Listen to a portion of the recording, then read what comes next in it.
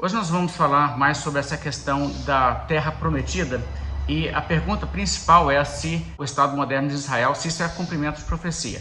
Acaba que, quando a gente estuda as profecias bíblicas, a gente acaba tendo que correr por aí, pegando tudo que os outros falam que é cumprimento de profecia, analisando se é mesmo, e tem hora que a gente está estudando na Bíblia para ver o que realmente foi profetizado, porque tem coisas que as pessoas dizem que foram profetizadas que na verdade nem foram, né? Então tem muita coisa desse tipo aí, a gente nesse caso está lidando com isso. Pessoas geram falsas expectativas e criam falsas interpretações da Bíblia que a gente tem que acabar corrigindo. Então, o caso ali agora, hoje nós temos uma nação lá no Oriente Médio chamada Israel. O que isso tem a ver com profecias bíblicas? Não tem nada a ver, não tem absolutamente nada a ver. Isso não é uma coisa profetizada na Bíblia.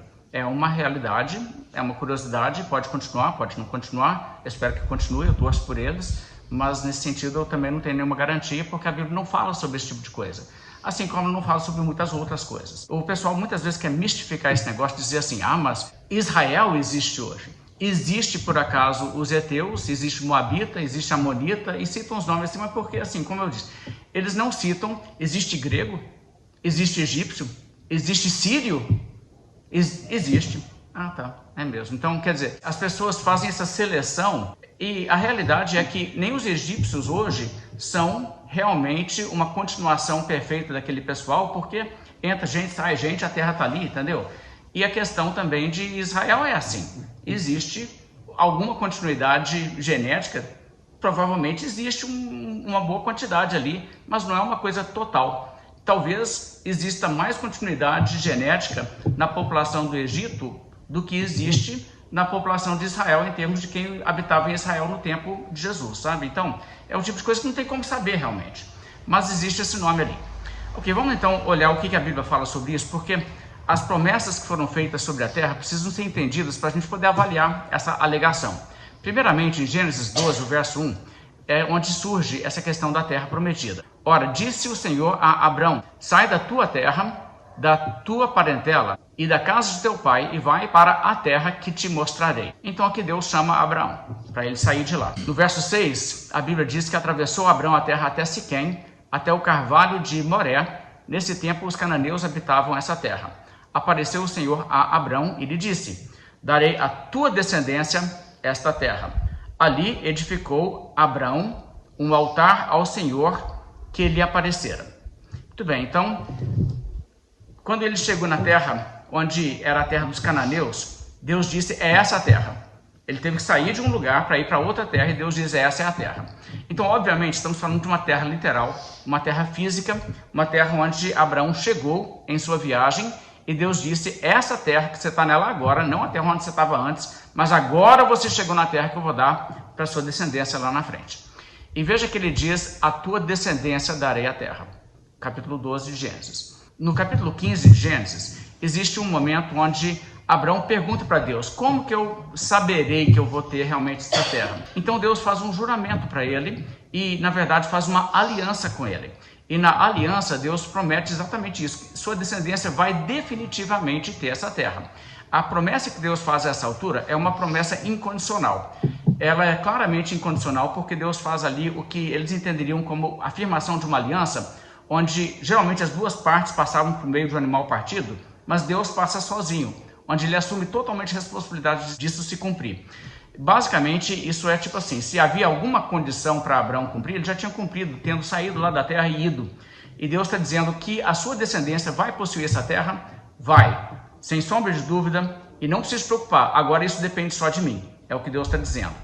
E no verso 18 do capítulo 15, a Bíblia diz, naquele mesmo dia, fez o Senhor aliança com Abraão, dizendo, a tua descendência dei esta terra, desde o rio do Egito até o grande rio Eufrates. Ok, então, essa palavra aqui, Deus está dizendo, eu dei essa terra a vocês, e isso aqui realmente, você pode ter certeza, isso vai ser de vocês. Então, depende de quê? Depende de nada, Deus vai fazer. É incondicional? É incondicional. O capítulo 23 de Êxodo também descreve a demarcação desse território.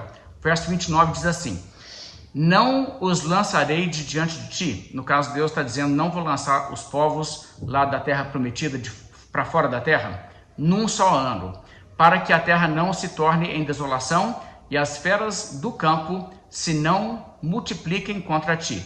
Pouco a pouco os lançarei de diante de ti, até que te multipliques e possuas a terra por herança.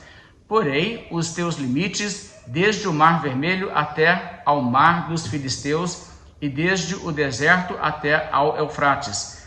Porque darei nas tuas mãos os moradores da terra, para que os lances de diante de ti. Então aqui existem duas coisas que devem ser notadas. Primeiramente, Deus profetizou e Deus prometeu que eles possuiriam a terra, mas eles não chegariam ali e dominariam toda a extensão da terra imediatamente. Deus falou, eu vou fazer assim, à medida em que vocês tiverem população para isso, eu vou expandir e vou dar mais terra para vocês. A princípio, vocês vão herdar a terra prometida dentro das necessidades pela população que vocês têm. É importante observar esse detalhe. E aí Deus fala o que seria, enfim, lá na frente, o limite. Ele diz desde o Mar Vermelho até ao Mar dos Filisteus e desde o deserto até o Eufrates. Aí são as 4 direções. Então, o Mar Vermelho, isso é ao sul. O Mar Mediterrâneo, isso é o mar que ele fala dos Filisteus, que então seria ao oeste. O deserto é ao leste, e o Eufrates é ao norte. Se você conhece a geografia de Israel, ao oriente de Israel, ao leste, você tem ali um deserto.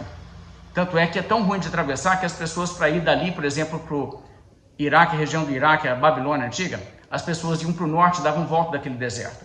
Então o deserto é o limite oriental. E o Eufrates não é o limite oriental. O Eufrates é o limite norte. Porque o Eufrates faz meio que uma curva no mapa.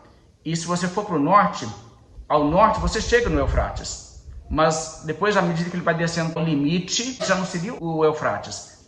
Do lado oriental seria o deserto. Ok? Então isso é muito importante de entender. Porque o que a gente vai notar aqui é as pessoas distorcem essa profecia, a ideia de que o que vai acontecer é que, na verdade, Deus vai dar uma terra muito maior do que realmente foi profetizado na Bíblia. Isso é parte da confusão.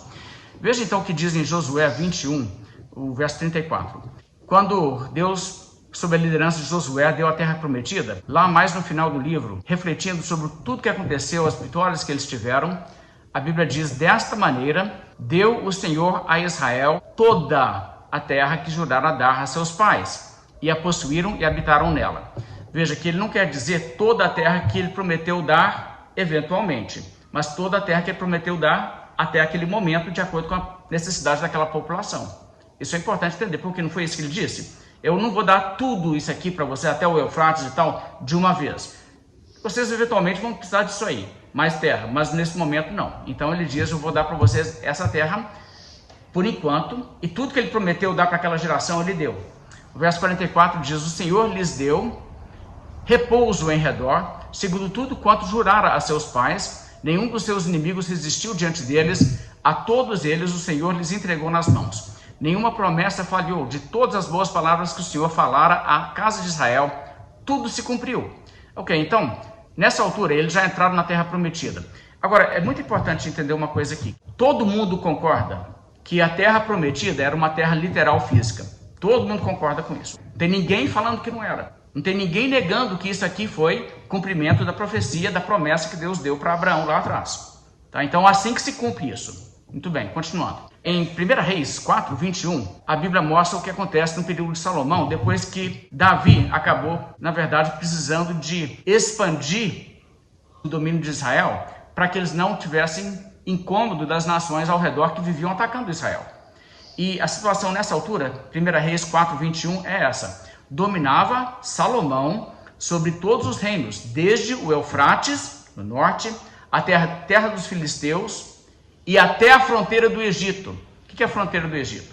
É exatamente aquilo que a Bíblia disse que seria lá no período em que Deus falou com Abraão e o período que ele falou com Moisés, que eles chegariam a dominar. E aí diz, os quais pagavam tributo e serviam a Salomão todos os dias da sua vida.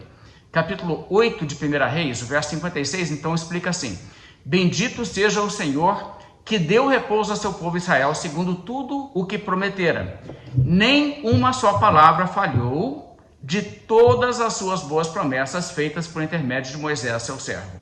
Então isso aqui é taxativo e é definitivo, e o sentido disso é que tudo que foi prometido lá atrás, no período lá que Deus prometeu a Abraão, que ele prometeu através da revelação dada a Moisés também. Tudo isso que foi escrito e registrado por Moisés, tudo que está lá em Gênesis, Êxodo, Levítico e tal, aquilo tudo se cumpriu nessa altura. Então eles chegaram a possuir totalmente essa terra. Veja se a dimensão de Israel nesse período não é exatamente o que foi descrito na Bíblia. Aqui você tem um mapa, esse mapa mostra o reino de Israel no período de Davi e Salomão. Ele vai para o norte até chegar no Eufrates, e ele vai para o sul até a fronteira ali do Egito, tem o deserto ao leste, e ao oeste ele tem o mar dos filisteus. São exatamente as dimensões que foram profetizadas. Isso então é importante afirmar logo no início, porque o que você vai encontrar sempre na discussão sobre isso, as pessoas dizem, não, mas ainda falta cumprir, porque Deus nunca deu para Israel toda a terra. E como que as pessoas fazem esse argumento? Veja o segundo mapa que tem aqui. Eu não inventei esse mapa, tá? Esse mapa está na internet. Esse mapa aqui mostra as fronteiras de Israel, e ele mostra uma terrazinha escura aí, território atual de Israel. Isso aqui é coisa de dispensacionalista, ok? O que eles fizeram nesse mapa? Eles mostraram, é isso aqui que é a terra. Eles falaram que o rio do Egito é o Nilo. O Nilo, ele é longo, ok? Na verdade, você tem que descer lá para a Etiópia, se for esse o caso. Mas não é essa a ideia. A Bíblia não tem isso aqui. E aí eles incluem toda a extensão do Eufrates e eles fazem um risco, ligando a ponta do Eufrates, onde ele cai no Golfo Pérsico, e onde eles resolveram que pararam com o rio Nilo. Aí eles fizeram um corte ali e falaram isso aqui. E sobe lá para cima e vai para dentro da Turquia, o território que eles querem que Israel domine. Ok, então isso aqui é a fronteira baseada em Gênesis 15, 18, conforme esse pessoal. E deixa eu ler uma citação para vocês de um dispensacionalista que vai trabalhar nessa linha. Esse aqui é o George Peters. Ele fala assim: afirmar que tudo isso foi cumprido na ocupação da Palestina pela posse preparatória ou inicial dos descendentes de Abraão não é apenas contradito pelas Escrituras, mas uma limitação virtual da promessa. Kurtz observa como também a história confirma que os descendentes jamais possuíram a terra prometida a Abraão desde o Nilo até o Eufrates, o rio do Egito. E eles estão entendendo isso como o Nilo. Não tem que ser essa a interpretação. Da maneira que o livro de Êxodo interpreta, é desde o Mar Vermelho. E mesmo assim, o povo de Israel, conforme a própria Escritura diz, 1 Reis, capítulo 4, capítulo 8, afirma explicitamente que tudo que Deus prometeu, ele cumpriu. Ou seja, não tem, assim, para mim, você chegar e me mostrar Kurtz como autoridade, falar, aqui, o Kurtz diz que eles nunca chegaram a possuir. A Bíblia fala que eles chegaram a possuir. Então, quer dizer, o que é a expectativa desse pessoal está errado. E eu quero demonstrar para vocês, aquele mapa, mantenha em mente aquele mapa de um Israel enorme ali, né, que é grandalhão mesmo, que tem, assim, incorpora um terço da Arábia Saudita, metade do Iraque, toda a Síria, né, um terço do Egito e toda aquela situação. Se a Bíblia interpreta a Bíblia mesmo destrói essa ideia, porque existem terras que estão dentro daquela terra demarcada no mapa que esse pessoal está fantasiando, que a Bíblia explicitamente diz não é dada a Israel, como por exemplo a terra de Edom. Olha o que diz em Deuteronômio 2, verso 4. Ordena ao povo, dizendo, passareis pelos limites de vossos irmãos, os filhos de Esaú, que habitam em Seir, e eles terão medo de vós, portanto, guardai-vos bem, não vos entremetais com eles, porque vos não darei da sua terra, nem ainda a pisada da planta de um pé, pois a Esaú dei por possessão a montanha de Seir. Ok, então, isso aqui é importante observar. A terra de Edom, Deus diz, isso aí não é parte da terra prometida não, tá? Nós vamos passar por eles sem tomar a terra deles, porque a terra prometida é outro lugar, não é a terra deles não. Isso aí não é o que Deus prometeu para vocês não, isso aí é para outras pessoas.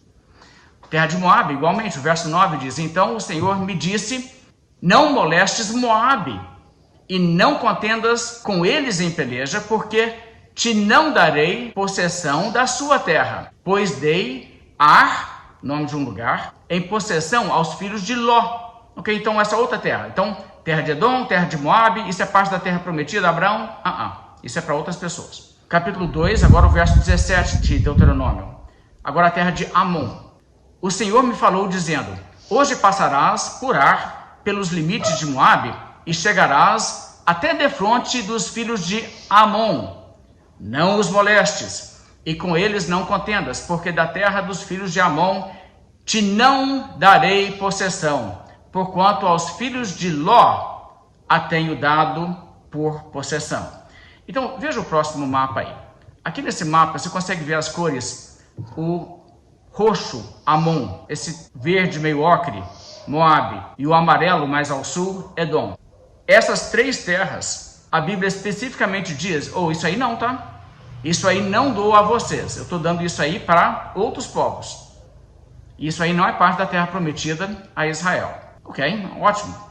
E vamos observar também capítulo 19 de Deuteronômio, verso 9. Aqui Deus fala, portanto te ordeno, 3 cidades separarás, se o Senhor teu Deus dilatar os teus limites, como jurou a teus pais, ou seja, se cumprir aquele negócio mesmo, e te der toda a terra que prometeu, condicionalmente, né, desde que guardes todos esses mandamentos que eu te ordeno, e para cumpri-los, amando o Senhor teu Deus e andando nos seus caminhos todos os dias, então acrescentarás outras 3 cidades além dessas 3. Então, a princípio, eles fizeram 3 cidades de refúgio. E Deus diz, se Deus cumprir, né, dependendo, claro, da obediência de vocês, chegar a possuir tudo que foi prometido, aí vai ser o caso de precisar de mais 3. Olha o mapa aí como que fica as 6 cidades. Eles chegaram até essas 6 cidades. Essas 6 cidades estão aí. Eu coloquei umas setinhas também em vermelho, mostrando a terra de Amon, Moabe e Edom de cima para baixo. Essas 3 setas mostrando isso. Tá vendo como que elas são bem juntinhas? Essas terras aí não são da terra de Israel. A terra de Israel é a que está mais colorida e as 6 cidades são espalhadas ali no meio dela. Se fosse o caso da terra de Israel ser aquela coisa gigantesca que o pessoal está dizendo, 6 cidades é muito pouco. Ia ser bem poucas cidades. Eles iam precisar de dezenas de cidades para ninguém ficar muito longe de uma cidade de refúgio para poder cumprir a lei de Moisés dentro daqueles limites. Não é óbvio isso?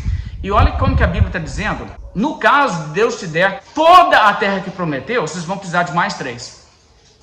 É muito claro isso, gente. Esse pessoal não está lendo a Bíblia e deixando a Bíblia interpretar ela mesma. Esse pessoal está passando batido tudo. E tem mais uma coisa que eu quero chamar a atenção. Olha de novo esse mapa de todo o território que eles dizem que pertence à terra prometida. Adivinha qual cidade que está dentro da terra prometida conforme eles? Ur dos Caldeus, a cidade onde Abraão estava quando Deus diz, sai daqui, sai dessa terra e vai para uma terra que te mostrarei, porque eu vou te dar a terra que eu vou te mostrar. Abraão poderia ter falado com Deus, mas a terra que você vai me dar, inclui isso aqui, eu fico por aqui.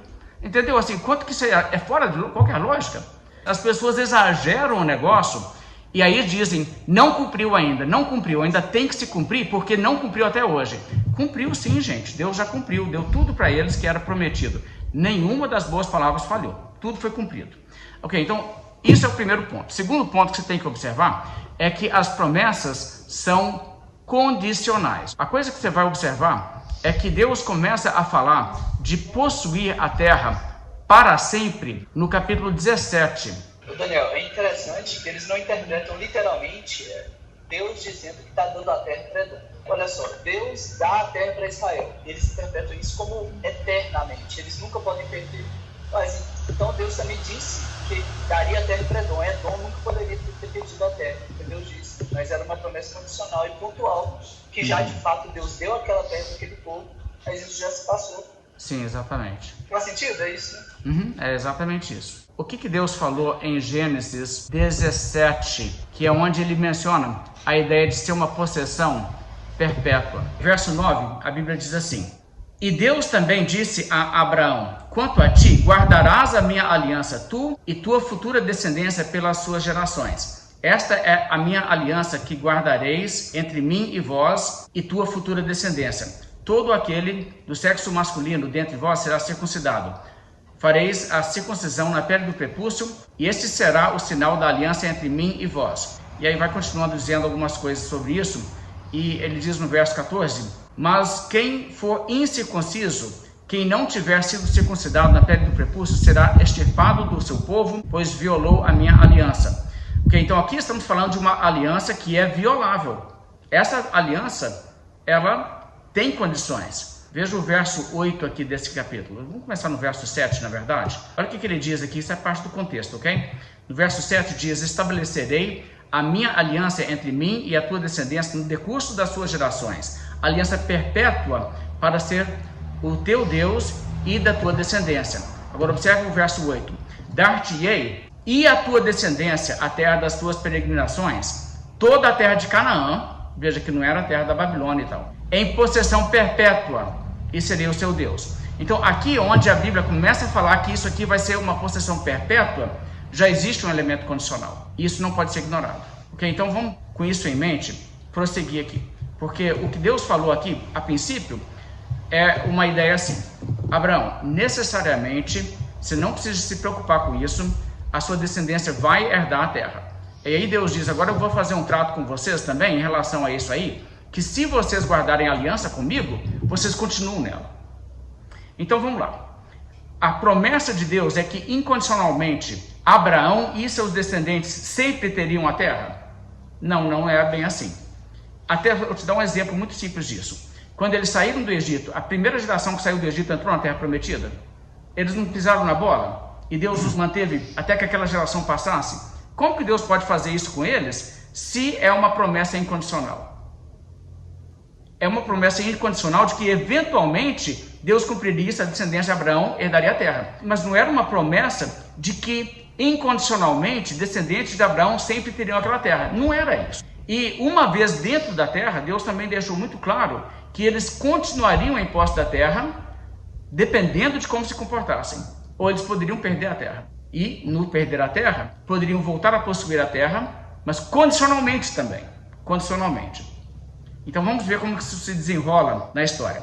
Deuteronômio 6, verso 10. Havendo-te, pois, o Senhor teu Deus introduzido na terra que sob juramento prometeu a teus pais, Abraão, Isaque e Jacó, te daria, grandes e boas cidades que tu não edificaste, e casas cheias de tudo o que é bom, casas que não encheste, e poços abertos que não abriste, vinhais e olivais que não plantaste, e quando comeres e te fartares, guarda-te para que não esqueças o Senhor que te tirou da terra do Egito, da casa da servidão. O Senhor teu Deus temerás, a ele servirás e pelo seu nome jurarás. Não seguirás outros deuses, nenhum dos deuses dos povos que houver à roda de ti. Porque o Senhor teu Deus é Deus zeloso no meio de ti, para que a ira do Senhor teu Deus não se acenda contra ti e te destrua de sobre a face da terra. Então é muito claro aqui que uma vez que eles tivessem sido introduzidos na terra, se eles não obedecessem e não guardassem aliança com Deus, eles seriam destruídos sobre a face da terra. Então permanecer na terra era condicional. Então o objetivo de Deus de ter ali um Salvador, saindo daquela conjuntura, ele vai necessariamente cumprir a promessa para Abraão, não tem nada que possa desandar isso. Descendência de Abraão vai possuir aquela terra, pelo menos algum tempo vai acontecer, que aí Deus vai cumprir seu plano sobre a redenção. Agora, quando o povo de Israel faz lá aquela questão da idolatria e o bezerro de ouro, o que Deus fala com Moisés? Moisés, vamos fazer o seguinte, eu vou eliminar esse povo todo e começo com a sua descendência aí e eu faço outra nação. Se Deus tivesse feito isso, ele teria cumprido a promessa dele com Abraão? Moisés não era descendente de Abraão? Então, se a descendência de Moisés se multiplicasse e tornasse uma nação e possuísse a terra, lá na frente, depois de algumas gerações, não teria sido o cumprimento da promessa? Seria descendência física de Abraão herdando a terra. Ótimo. Então, quer dizer, Deus ainda fala assim, mas nunca ele cogita uma coisa assim, fora de as promessas que eu fiz, eu vou simplesmente esquecer e violar. Não, nunca.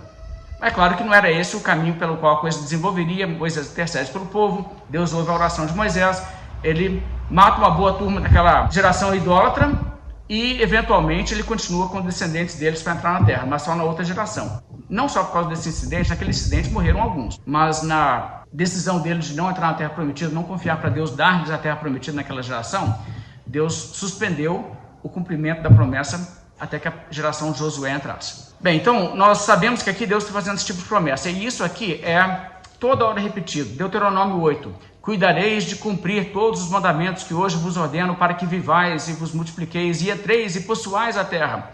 Então, quer dizer, você tem que fazer essas coisas, senão não vai acontecer. Se vocês não cumprirem os mandamentos, vocês nem entram.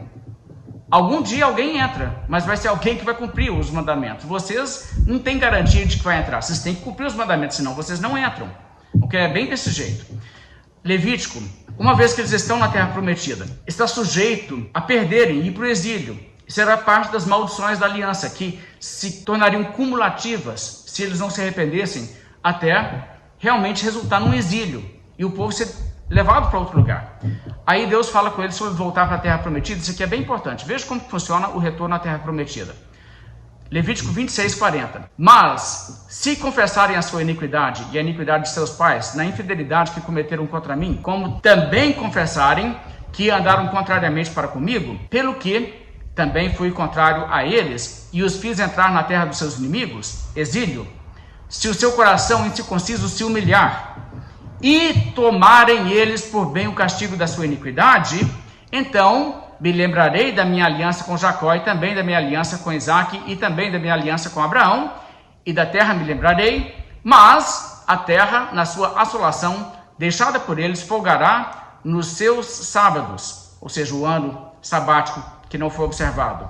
E tomarão eles por bem o castigo da sua iniquidade, visto que rejeitaram os meus juízos, e a sua alma se aborreceu dos meus estatutos. Mesmo assim, estando eles na terra dos seus inimigos, não os rejeitarei, nem me aborrecerei deles, para consumi-los e invalidar a minha aliança com eles, porque eu sou o Senhor seu Deus. Antes, por amor deles, me lembrarei da aliança com os seus antepassados, que tirei da terra do Egito, à vista das nações, para lhes ser por Deus. Eu sou o Senhor. Ok, então isso aqui é uma palavra bem interessante. Deus aqui está dizendo, olha, se chegar no ponto em que eles foram para o exílio, lá na terra do exílio, eu posso até fazê-los voltar. Eu posso até lembrar da terra. Mas duas coisas vão acontecer. Primeiramente, quanto tempo que eles andaram ali desobedecendo a lei, não, por exemplo, observando o ano sabático, deixando a terra sem cultivo. Aí então vamos pegar isso aí, que é 1 ano em cada 7. O tanto de anos que foi, vai ficar aquele tanto de ano a terra parada sem eles. É por isso que eles ficaram 70 anos, quando eles foram para o exílio. Porque tinha sido 490 anos sem observar a lei de guardar o ano sabático. Aí Deus falou assim, então, está acumulado, agora você vai pagar. Vai ficar pagando até acabar isso. Agora vocês vão fazer o sabático. O sabático acumulado. Na verdade, eles nunca cumpriram isso. 490 anos eles não cumpriram. Não, eles já cumpriram. Depois eles pararam de cumprir. Eles tinham cumprido por um período, que, olha só, entrar na Terra Prometida mais ou menos 1200 a.C. Em torno do ano 600 a.C., que eles foram para o exílio. Então teve um período aí que eles cumpriram, depois largaram isso para lá. Aí deu nisso aí. Aí eles deixaram de cumprir um ano e falou, não deu em nada. não deu nada. Não, a Bíblia mostra que eles tiveram exatamente esse espírito cada vez mais atrevido. Né? Faz um pequeno teste, não está dando nada, e foi indo. Aí quando começou a cair em cima deles, falaram assim, os pais comeram uvas amargas e nós é que tivemos o dente embotado. Ainda reclamaram com Deus assim. Bem, o que então a Bíblia está mostrando é que essa realidade é condicional. É condicional. E vamos ver isso no desenrolar da história. As 10 tribos que foram para o exílio na mão da Assíria, se arrependeram? Não. Voltaram? Não voltaram. Quem voltou? As pessoas de Judá. Voltou todo mundo que foi para o exílio? Não, voltou gente que se arrependeu, gente que se converteu. Não é verdade? Bem, estamos adiantando aqui o assunto, mas vamos ver o próximo ponto aqui. Deuteronômio 4, verso 25. Quando, pois, gerardes filhos e filhos de filhos, e vos envelhecerdes na terra, e vos corromperdes, e fizerdes alguma imagem esculpida, semelhança de alguma coisa, e fizerdes mal aos olhos do Senhor teu Deus, para o provocar a ira, hoje tomo por testemunhas contra vós outros o céu e a terra, que com efeito perecereis imediatamente da terra, a qual, passado o Jordão, ides possuir, não prolongareis os vossos dias nela, antes sereis de todo destruídos. Continuar na posse da terra era incondicional. Gente, se a posse da terra era uma promessa incondicional, nunca podia ter isso aqui na Bíblia. Nunca poderia ter tido o exílio. Essas coisas simplesmente não poderiam acontecer. E o que dispensacionalista fala insistentemente é que Deus prometeu para Israel a posse da terra numa aliança incondicional. Gente, isso é tolice, isso é assim, é falta de Bíblia. Só precisa de umas 3 colheres de chá de Bíblia para resolver isso. Verso 27. O Senhor vos espalhará entre os povos, e restareis poucos em número entre as gentes aonde o Senhor vos conduzirá. Lá servireis a deuses que são obra das mãos dos homens, madeira e prata, que não veem, nem ouvem, nem comem, nem cheiram. Agora, isso é exatamente o que aconteceu com as 10 tribos e é exatamente o que aconteceu com uma boa parte de Judá quando o reino sul foi destruído. Porque quem voltou foi um remanescente. Verso 29. De lá buscarás ao Senhor teu Deus e o acharás quando o buscardes de todo o teu coração, de toda a tua alma. Quando estiveres em angústia e todas essas coisas te sobrevierem nos últimos dias, e te voltares para o Senhor teu Deus e lhe atenderes a voz, então o Senhor teu Deus não te desamparará, porquanto é Deus misericordioso, nem te destruirá, nem se esquecerá da aliança que jurou aos seus pais. Então, nessa passagem, conforme os critérios bíblicos, nos termos da velha aliança, qual que é a condição necessária, uma vez desterrados, para que Deus volte a ter misericórdia deles? É condicional, voltar a ter misericórdia uma vez que eles foram espalhados. Qual que é a condição? Eles voltar a acreditar em Deus. Exato. Ok? Aqui não diz isso. Eles têm que buscar a Deus de todo o coração. E a Bíblia não diz, quando te voltares para o Senhor, então o Senhor teu Deus não te desamparará. Esse é o primeiro requisito, não é? Ok. Aqui diz nos últimos dias, aí as pessoas pensam assim, últimos dias quer dizer bênção à volta de Jesus? Não, últimos dias quer dizer dias longínquos, lá para frente, tá? Em dias posteriores. Não tem bem essa conotação que pessoas às vezes acham que tem. Mas isso aqui já se cumpriu, isso aqui cumpre na medida em que pessoas voltaram da Babilônia, do desterro da Babilônia. Ok, capítulo 4 de Deuteronômio, agora o verso 40, ainda acrescenta assim: guarda, pois, os seus estatutos, os seus mandamentos que hoje te ordeno, para que te vá bem, a ti, a teus filhos depois de ti, para que prolongues os dias na terra que o Senhor, teu Deus, te dá para todo sempre. Está vendo como que é o negócio? Deus te dá para sempre, desde que você obedeça. Ele te dá para sempre, mas para você prolongar os seus dias na terra, então você vai ter que obedecer. É um para sempre condicional. Muito importante ver isso. Deuteronômio 28, aqui tem uma outra aliança que Deus fez com eles justamente em relação a essa questão. Assim como o Senhor se alegrava em vós outros, em fazer-vos o bem e multiplicar-vos, da mesma sorte o Senhor se alegrará em vos fazer perecer e vos destruir. Sereis desarraigados da terra, a qual passais para possuí-la. O Senhor vos espalhará entre todos os povos de uma outra extremidade da terra. Servirás ali a outros deuses que não conheceste, nem tu nem teus pais. Servirás a madeira e a pedra. Nem ainda entre essas nações descansarás. E aí vai dizendo várias coisas. Deixa-me pular até o 68. O Senhor te fará voltar ao Egito em navios pelo caminho de que te disse, nunca jamais o verás. Sereis ali oferecidos para venda como escravos e escravas aos vossos inimigos, mas não haverá quem vos compre. Então, de novo, essas coisas são declarações assim, condicionais. Se vocês fizerem a coisa errada, vocês vão perder essa terra. Coisas que eu falei, vocês nunca mais vão ter que voltar por esse caminho. Vocês vão ter que voltar por esse caminho. Era uma promessa condicional. Vocês nunca mais vão ter que voltar, desde que vocês não sejam desobedientes.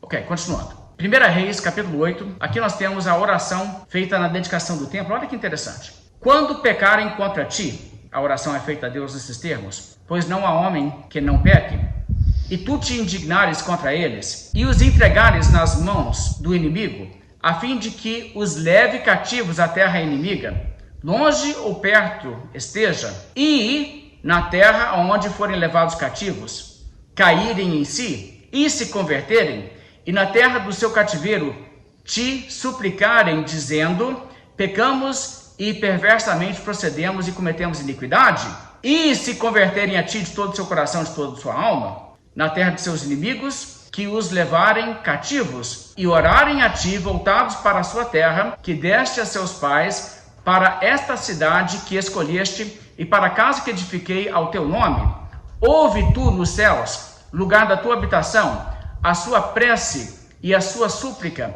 e faz-lhes justiça. Perdoa o teu povo, que houver pecado contra ti, todas as suas transgressões que houverem cometido contra ti, e move tu a compaixão, os que os levam cativos, para que se compadeçam deles. Então essa é a oração aqui de Salomão, e nesse caso, ele está pedindo o que a Deus? Que Deus incondicionalmente os restaure a terra? Não, ele está entendendo como que o Velho Testamento funciona. A aliança funciona assim. só teria qualquer esperança de voltar a possuir a terra mediante arrependimento, diante de uma situação como essa. Vamos continuar então. Nos dias em que o povo estava indo para o cativeiro, Jeremias, o profeta, anunciou essas palavras. Jeremias 29, verso 10. Assim diz o Senhor: logo que se cumprirem para a Babilônia 70 anos, atentarei para vós outros e cumprirei para convosco minha boa palavra, tornando a trazer-vos para este lugar. Eu é que sei os pensamentos que tenho a vosso respeito, diz o Senhor, pensamentos de paz e não de mal, para vos dar o fim que desejais. Então me invocareis. Olha só. Então me invocareis. Passareis a orar a mim e eu vos ouvirei. Buscar-me-eis e me achareis quando me buscardes de todo o vosso coração. Está vendo que isso sempre aparece nesse contexto? Em Deuteronômio, em Reis e em Jeremias. É sempre isso. Existe uma ordem. Primeiro, um arrependimento sério. Um buscar a Deus de todo o coração. Um invocar e orar a Deus e suplicar por essas coisas. O verso 14 então diz: serei achado de vós, diz o Senhor, e farei mudar a vossa sorte. Congregar-vos-ei de todas as nações e de todos os lugares para onde vos lancei, diz o Senhor, e tornarei a trazer-vos ao lugar de onde vos mandei para o exílio. Então, muito claro, a ordem das coisas, nos termos da aliança, são essas. Se houver um exílio, é necessário primeiro que haja um arrependimento, as pessoas busquem Deus de todo o coração, clamem a Deus, peçam restauração, humildes em relação ao que fizeram antes, reconhecendo que o exílio foi até bom para eles aprenderem a lição de quanto aquilo era grave. E nessas condições, Deus diz, ele faria o quê? Uma vez que isso acontecesse, ele então os faria voltar à terra. Só depois disso. A ordem aqui é bem importante entender. Essas coisas aconteceram, claro. Primeiro foi o Reino Norte, que foi destruído, nunca houve arrependimento significativo. Aquele pessoal foi... deixou de ser para sempre. Mas depois o Reino Sul, quando foi devastado pela Babilônia, houve sim uma restauração.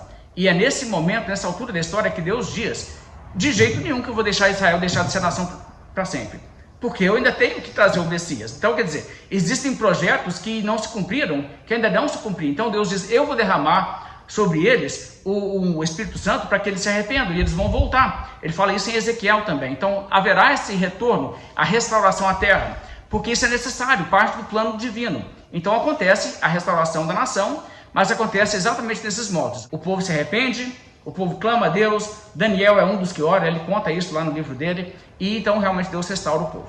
Agora, tem uma questão que acontece: existem profecias de retorno do exílio da Babilônia, que algumas pessoas selecionam e dizem, mas aqui estamos falando de um retorno à terra de Israel posterior. Eu quero olhar essas passagens e veja só. Isaías 11, que Isaías viveu bem antes do exílio. Ele viveu, assim, coisa de 100 anos antes do exílio. Então isso aqui é bem antes da Babilônia destruir a nação de Israel. Isaías 11, verso 11, diz assim: naquele dia, o Senhor tornará a estender a mão para resgatar o restante do seu povo que for deixado da Assíria, do Egito, de Patros, da Etiópia, de Elão, de Sinar, de Amate e das terras do mar. Levantará um estandarte para as nações, ajuntará os desterrados de Israel, os dispersos de Judá, recolherá desde os 4 confins da terra. Ok, então as pessoas aqui dizem, isso aqui está falando de uma coisa que ainda vai acontecer. Por que ainda vai acontecer? Porque quando Isaías falou isso aqui, depois disso já aconteceu um negócio desses. Por que tem que ser um negócio futuro? Eles dizem porque a Bíblia diz aqui, o Senhor tornará a estender a mão para resgatar esse povo. Quer dizer, vai acontecer uma vez que eles vão retornar à terra, e depois Deus vai tornar a fazer outra vez. Então não é a vez que aconteceu quando eles voltaram do exílio. Não, é aquela vez mesmo. Deus tornará a estender a mão para resgatar o povo. É o seguinte: Deus introduziu o povo na terra uma vez, na época de Josué, e ele vai tornar a levar o povo para aquela terra uma segunda vez. É só isso. Então, assim, não tem nada disso aqui não, tá? Outro texto, Zacarias 8, verso 7, diz assim: assim diz o Senhor dos Exércitos, eis que salvarei o meu povo, tirando da terra do Oriente, da terra do Ocidente. Eu os tirarei e habitarão em Jerusalém. Eles serão o meu povo, eu serei o seu Deus em verdade e em justiça.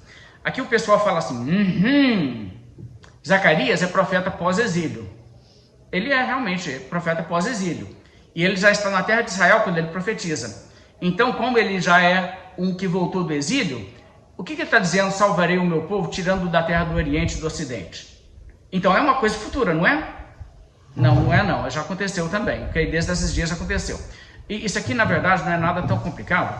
O que acontece na restauração do povo, quando eles têm permissão de voltar, quando os persas dão autorização para eles voltarem, a primeira fase do retorno cativeiro inclui apenas umas 50 mil pessoas. Se você pensar, bem pouca gente, né? Metade e menos da metade da população da cidade do tamanho de Lafayette. Então, não é uma coisa tão grande assim. Esse povo volta e é relatado em Êxodo capítulo 2, e eles contam até, fazem uma espécie de censo ali, dá para você ter uma ideia de quantas pessoas eram, não era muita gente. E eles chegaram ali com muita dificuldade, eles estão tentando reconstruir ali a nação. Agora, Zacarias, ali já nessa condição, profetiza, e ele escreve entre o que seria provavelmente o ano 520 a.C. até 516 a.C., essa passagem, e ele prediz o retorno de mais gente. Ele não está dizendo que seria uma coisa futura, porque ele não prediz uma nova destruição de Jerusalém e depois um novo retorno, como estava acontecendo no caso de Isaías, bem antes da destruição de Jerusalém, prediz, vai ser destruído, vai ser a Babilônia, mas depois Deus vai trazer de volta. É isso que acontece lá em Isaías. Aqui ele não tem nenhuma destruição futura em vista, ele só está dizendo, Deus vai salvar a gente e trazer gente de lá. E isso continua acontecendo, ok? E isso continua acontecendo, principalmente a segunda fase é liderada no período de 458 a.C., por pessoas que voltaram uma segunda leva. E aumentou muito a população de judeus ali na terra de Israel, para que constituísse uma nação mais numerosa, uma nação mais vibrante. E isso continua então acontecendo, não foi só a primeira leva que chegou. E é disso que ele estava dizendo. E eu te garanto aqui, o sensacionalista gosta muito de falar assim, você tem que interpretar a profecia da maneira em que ela teria sido entendida naquela geração. Em alguns casos isso nem é verdade, tá? Depois a gente vai falar sobre isso um pouco. Mas nesse caso eu concordo, ok? Os indivíduos que estavam lá na terra de Israel, nos dias de Zacarias, estavam assim, precisando de ânimo, precisando de encorajamento. Será que aquilo ali iria vingar e voltar a ser uma nação realmente? Ou será que aquilo ali ia minguar e nada ia dar em nada? Porque eles eram bem pouca gente. E Zacarias está ali dizendo, não, Deus vai trazer mais gente. De fato aconteceu, e aquilo é o cumprimento. Então isso aqui não é uma coisa ainda que se cumpriria depois nos dias futuros, não.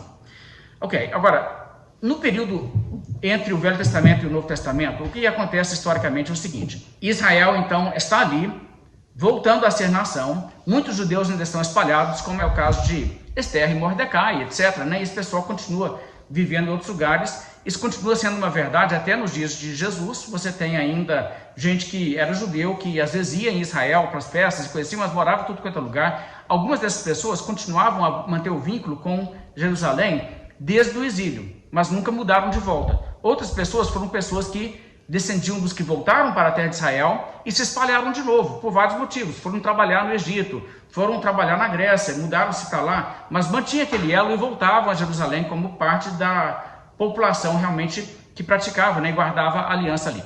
Mas eles ficaram ali um longo período meio que subjugados, com o direito de exercer a sua religião, tinha um templo, o templo voltou a funcionar, a religião judaica praticada conforme o Velho Testamento prescreve, até que chegou um dos governadores gregos, né, um dos reis das 4 divisões do Império Grego, um homem chamado Antíoco Epifânio, que resolveu que iria acabar com a religião daquele povo. E, de fato, naquele período, naquela geração, eles estavam meio displicentes com a coisa, eles não estavam guardando muito fielmente, não. Tinha muito judeu que estava se tornando muito grego, deixando as práticas que Deus havia dito ao povo de Israel e adorando até as divindades gregas. E nesse período surge então essa empreitada desse rei pagão de forçar os judeus todos a adentrarem na sua forma de paganismo e abandonarem a religião dos seus ancestrais. Mas os judeus fiéis se levantam contra aquilo, resistem, e é o período que chamamos o período dos Macabeus, porque a família dos Macabeus foi importante nisso, Judas Macabeu foi o principal líder, né? E outros ali também. Então, o que aconteceu nesse período é que os Macabeus conseguiram uma independência à custa de muito sangue derramado. Muito judeu morreu lutando pela sua independência, mas eles conseguiram a independência. E eles tiveram então um período em que eles ficaram totalmente livres, eles não eram parte de império nenhum, era uma nação independente. E isso continuou. Agora, no período dos Macabeus, o povo ficou muito zeloso da lei, e o povo era muito fiel. Não é que a nação era totalmente salva, mas eram dias em que a nação, em grande medida, era realmente convertida, porque o apreço, o carinho com que eles tratavam a palavra de Deus e guardavam a aliança é muito evidente pelo que acontece naquele período. Então, assim, tipo os melhores dias que teve Israel anteriormente, como nos dias de Davi, talvez, nos dias de Samuel, alguma coisa assim, de repente, mas nós não temos estatísticas, não temos como reconstruir perfeitamente. Mas eles ficaram assim. Mas aquela questão, a forma de religião deles começou a se degenerar e começou a se tornar uma formalidade que veio a ser aquilo que era a religião hipócrita, principalmente dos fariseus no tempo de Jesus. E à medida em que eles se afastaram, se tornaram aquela coisa formal e uma liderança corrupta do templo, à medida em que isso aconteceu de novo que eles perderem a independência. E isso aconteceu com Herodes, quando Herodes compactuou com os romanos para conquistar a terra de Israel e torná-la uma província do Império Romano. Isso aconteceu então nos dias dos pais de Jesus, bem pouco tempo antes da vinda de Cristo ao mundo. Então, nesse período que Jesus nasce, eles estão debaixo de um império estrangeiro. Ainda tem um tempo funcionando, mas eles estão escravizados de uma maneira que eles se ressentem muito e eles querem libertação daquilo. Você sabe da trama ali no Novo Testamento, existe essa esperança de libertação do jugo romano. Agora, por que eles estão debaixo dessa condição? Deus não guardou a aliança com eles, não? Deus não tinha a promessa que eles não perderiam os seus inimigos e tudo mais? É claro, só tem uma explicação. Naquele período eles estavam em desobediência. Só tinha pouca gente em Israel que era salva. Do contrário, eles não teriam entrado naquela condição. Isso, assim, é garantido por promessas embutidas na aliança que Deus tinha com a nação. Quando Jesus veio aqui na terra, e Jesus confirma isso, né, que a nação estava mal mesmo. A Bíblia profetiza que Deus ia ter que mandar, antes do ministério de Cristo, o profeta Elias, né, falando simbolicamente João Batista, para que a vinda do Messias não fosse simplesmente uma coisa para só amaldiçoar tudo e pronto. Então, ele ainda converteu uma boa leva de gente ali, começou a adiantar a coisa, porque era bem pouca gente convertida em Israel quando João Batista começou a pregar. João Batista adiantou um pouco a coisa, Jesus e depois os apóstolos ganharam muita gente daquela geração. Mas uma boa parte da nação, a maior parte da nação, rejeita Jesus, não é verdade? E o que acontece? Quando eles rejeitam Jesus, a nação está ainda caindo agora sobre as maldições da aliança do Velho Testamento, porque se eles não obedecem a Deus, e Jesus é Deus em carne, falando com eles, eles rejeitam a sua mensagem, o que acontece? Vem sobre eles as maldições da lei. Então, Lucas 19, verso 41, a Bíblia fala assim: quando ia chegando, vendo a cidade, chorou, no caso de Jerusalém, e dizia: ah, se conheceras por ti mesma ainda hoje o que te é devido à paz, mas isto está agora oculto aos teus olhos, pois sobre ti virão dias em que os teus inimigos te cercarão de trincheiras e por todos os lados te apertarão o cerco e te arrasarão e aos teus filhos dentro de ti. Não deixarão em ti pedra sobre pedra, porque não reconheceste a oportunidade da tua visitação. O que isso quer dizer? Que Jerusalém vai ser destruída. Exatamente, Jerusalém vai ser destruída. E isso vai acontecer no tempo dessas pessoas, dos filhos deles. Isso é bem claro aqui também. E isso acontece por causa do fato que Jesus, o Messias, veio e eles não reconheceram. Se os judeus fizeram a coisa certa de rejeitar Jesus, e eles estavam ali guardando certinho a lei, porque eles estavam praticando o judaísmo rabínico e perpetuando os sacrifícios e fazendo guarda de sábado muito rigorosamente. Aqui me explica como que os romanos destruíram a nação. Entende assim, o problema aqui? É óbvio que aquela geração cometeu uma grande violação da aliança de Deus com Israel, pois do contrário não teria acontecido aquela devastação humilhante que eles sofreram. Então isso aqui é básico. Então assim, judeu que rejeita Jesus não tem o que dizer, porque ali naquele momento eles estavam praticando todas as coisas ali da religião externa. Era para ficar então tudo de pé ali, mas eles foram devastados. O Velho Testamento grita aos ouvidos deles que eles desobedeceram o pacto que Deus fez com eles no Sinai. Senão não tinha acontecido aquilo com eles. Qual foi o grande erro deles se não foi rejeitar o Messias que apareceu naqueles dias?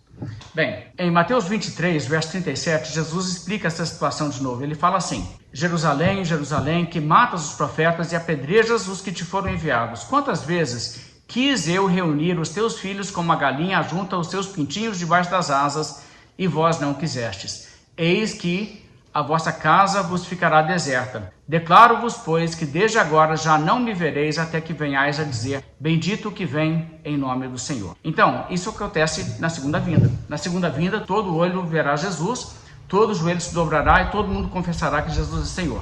Isso aqui não está dizendo necessariamente uma questão que eles irão se converter. Quando Jesus vier, todo mundo vai ter que falar que Jesus é bendito, mesmo os incrédulos. Então, isso aqui não está profetizando uma conversão, não. Capítulo 21 de Lucas, onde também é profetizada essa questão da destruição de Jerusalém, verso 24 diz, eles cairão ao fio da espada e serão levados cativos para todas as nações. E, até que os tempos dos gentios se completem, Jerusalém será pisada por eles. Por eles quem? Pelos gentios, as nações.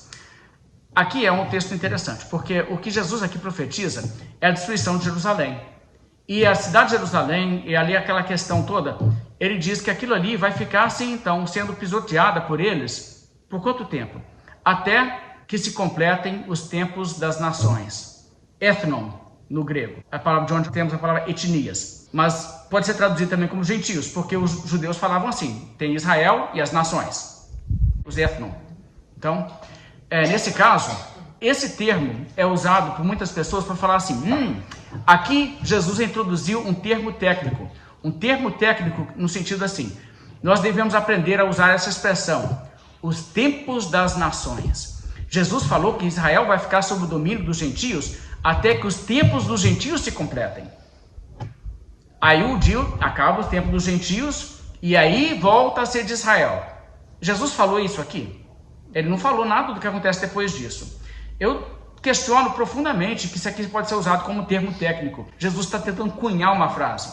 Ele está dizendo até os tempos das nações se completarem, quer dizer até o fim do mundo. Enquanto ainda tiver nações no mundo, estamos no tempo das nações. Ainda estamos no tempo das nações. A predição de Jesus é que Jerusalém continua sendo pisoteada pelos povos até que os tempos das nações se completarem. E eu entendo que simplesmente significa até o fim do mundo. É mais ou menos como você faz até a consumação do século. Eu não acredito que existe nada diferente disso. Agora, é claro que pessoas falaram assim, os judeus voltaram a possuir Jerusalém. E aí eles fazem aquela questão. Aqueles judeus têm que ser considerados o Israel. E como eles agora estão controlando Jerusalém, então já não estamos mais no tempo das nações. Ah, não? Não estamos mais no tempo dos gentios? Estamos em que tempo agora? Há uma nova dispensação? Nem no regime deles não está certo isso, sabe? Eu diria certas coisas, sabe? Lá em Jerusalém, aquela construção, aquela mesquita lá, o Domo da Rocha, muitos judeus sonham em construir naquele local um templo judaico. Eles têm direito de fazer isso, eles não conseguem fazer isso hoje. Mesmo que você pense que aquilo ali é o judeu de Israel, de Deus e aquela coisa toda, eles não têm ali o controle que eles gostariam de ter, aquilo não é uma terra deles, eles tinham condições de praticar o judaísmo com o templo e tudo, debaixo dos persas e debaixo dos gregos, que eles não têm, e até debaixo dos romanos por um período, que eles não têm hoje, mesmo que eles possam ter uma embaixada americana lá, em Jerusalém. Bem, mas fazer o quê? O pessoal fez grande questão. O John Hagee, um dos sensacionalistas mais famosos dos Estados Unidos, foi lá na inauguração da embaixada americana que o Trump inaugurou lá, e fez uma oração, que aquilo era cumprimento de profecia. É complicado, mas tudo bem. O Estado moderno de Israel, a gente tem que olhar sob a seguinte ótica. Para ser o cumprimento de profecias aqui, dessas coisas do Velho Testamento, você tem que acreditar em duas coisas. A primeira, você tem que acreditar que a velha aliança continua em vigor. A velha aliança continua em vigor. E ela não continua. Ela foi extinta. Totalmente extinta, ok? Ela acabou. Ela não existe mais. A velha aliança é uma aliança condicional que, sendo violada, ela pode ser totalmente colocada de lado. E o que a Bíblia mostra, nós vimos isso na semana passada em Gálatas. Deus falou assim, tem duas alianças. O pessoal que tenta ficar naquela outra lá, eles estão se identificando com o Monte Sinai na Arábia, eles são como Ismael, eles não são como Isaac, então o filho da promessa. Então quer dizer, não existe mais validade nenhuma na velha aliança. A velha aliança foi abrogada, a nova aliança está de pé, a nova aliança nunca vai ceder e nunca vai dividir espaço com a velha aliança. A velha aliança nunca volta, apesar que no dispensacionalismo eles acreditam nisso. Depois a gente vai ter que lidar com algumas questões assim, mas aqui basta dizer isso, não existe isso. Então, não existem mais essas questões e aquelas promessas em relação à terra. Veja só, o que Deus prometeu para Abraão, ele cumpriu. A terra já cumpriu o seu propósito, já veio o Messias. O negócio era esse, era ter a salvação. A salvação veio com Cristo, não é mais necessário, aquela aliança foi toda colocada de lado. Então não resta mais nada em relação àquilo. Então o Estado moderno de Israel não é um cumprimento dessas coisas, porque aquela aliança não vigora mais. Agora, se vigorasse, se tivesse então alguma promessa para eles, como que resultaria a coisa, como que teria que acontecer? Bem, na verdade, teria que acontecer assim. Primeiro, antes de entrar na Terra Prometida, eles teriam que se arrepender.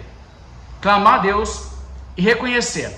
Nós perdemos aquela terra porque nós rejeitamos Jesus, porque nós não reconhecemos o tempo da nossa visitação. Certo? Gente, se o Novo Testamento é verdade, é assim. Porque não foi esse o motivo que eles perderam a terra na ocasião que os romanos destruíram? Foi porque eles não reconheceram o tempo da sua visitação. Então eles teriam que voltar a Jesus, crer em Jesus, clamar a Deus então por perdão, e aí Deus poderia favorecê-los e introduzi-los de volta na terra. É isso que aconteceu? Não. Os judeus que estão lá hoje são cristãos? Eles creem em Cristo? Eles são rebeldes. E a realidade é que se Jeremias estivesse lá hoje, o que Jeremias diria para eles?